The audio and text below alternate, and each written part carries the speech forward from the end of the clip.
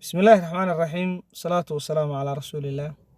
Haddii Rabbi qadaro waxaan wadaagi doonaa mahmaah kooban laakiin xambaarsan macno aad u ballaaran. Waxay ka kooban tahay 4 eray ama 3 eray. Waxay tidhaahdaa saaxiibkaa mar waa sadkaa marna waa sababta.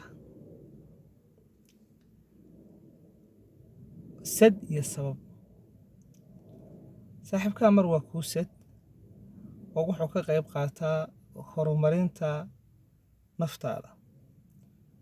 Waxaanu ku gaarsiin karaa meelo sare. Mar kalena waxa uu noqon karaa halis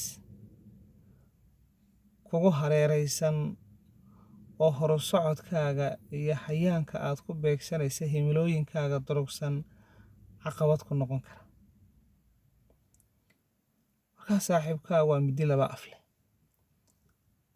Mar wuxuu kugu jaraa si taban, marna wuxuu kuu jeexaa hilin fiican oo aad noloshaada midho aad ku aydo aad ka goosato.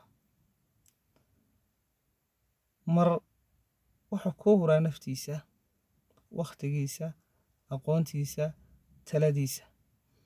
In badanna tiisuu kaaga doorbidaa. Mar kalena waxa uu kuu qodaa hogob iyo dalluun aad dhexda kaga jabto. Marka saaxiibkaa marna waa sadkaa marna waa sababta.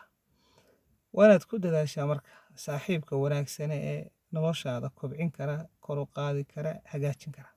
Haddii aad haysato saaxiib wanaagsan, Ilaahay ugu mahadnaq. Haddii aad haysanna, raadso qof iyo aakhiraba wanaagga kuu tilmaama.